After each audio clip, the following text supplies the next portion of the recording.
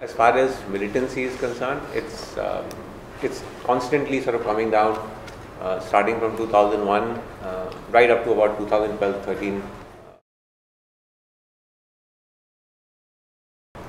But I think the sort of popular anger against the parties which were in power that time wasted opportunities, and I think that is what is spilling out today on the streets.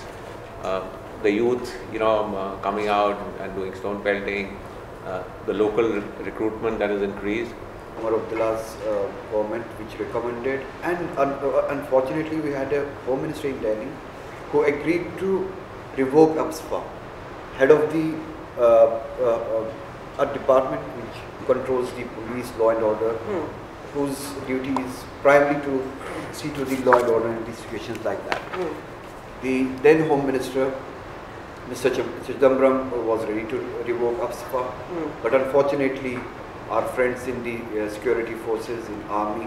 Actually, it was the rest of the cabinet. He was shot down on his proposal by the rest of the Congress-led government. I just want to make this clear that this is not only a Modi government policy. On the input of the security forces, which unfortunately prevailed at the end of the day and took the wisdom of the cabinet. Okay. That's my point. Then the input of the security forces outweighed the wisdom of then Home Minister, who had the confidence of Chief Minister, and the Chief Minister went to the extent to suggest that at least start from Srinagar and Budgam, which are comparatively better districts in terms of law and order and militancy. One mistake, they took the credibility away from the. So just hold that thought, because one of the things you've said is that a repeated mistake is that there are solvable peace initiatives like selectively withdrawing the Armed Forces Special Powers Act. Before I come to the left of my panel, I just want to get General Hooda briefly on this.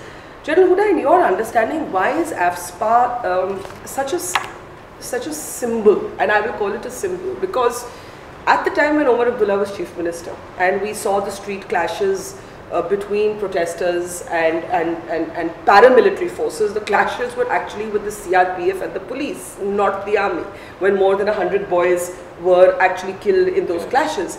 So I have always found it intriguing that the army and the AFSPA becomes a symbol when actually the most sort of altercations and the confrontations do not take place with the army, they take place with the paramilitary forces and the police. As you said, it's become a symbol, it's become something to sort of talk about.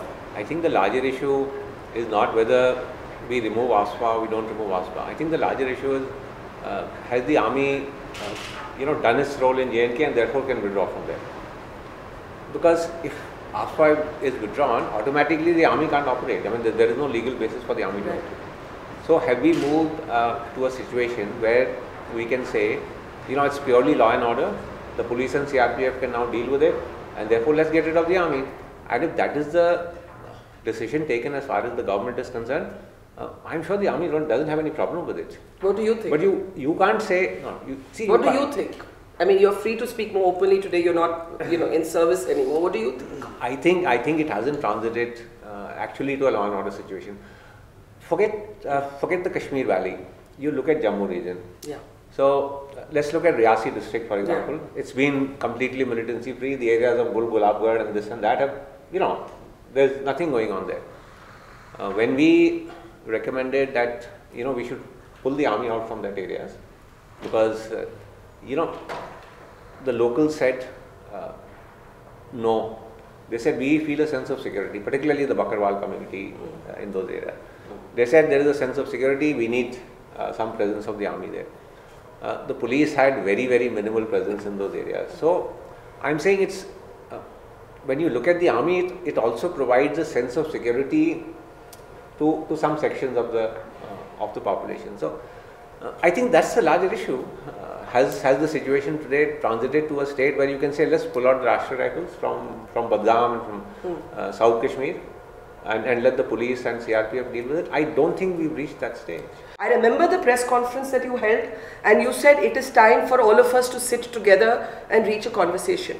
And what I find very peculiar about these labels, national, nationalist, anti-national and national, I think politicians that have failed Kashmir, if anyone is anti-national, it is them. Because what they're doing is they are sending soldiers to die, they are sending soldiers to manage their problem, they are sending soldiers like yourself to have to step in to do what politicians should be doing.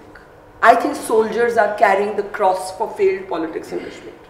No, Barka, that is true, because it's not a secret that the security situation has been brought under control a number of times. Yeah. From where I think as you're saying, some kind of dialogue could have begun, because we tend to look at this whole situation in pure security terms.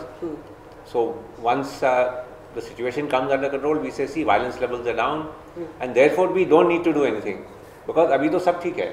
Correct.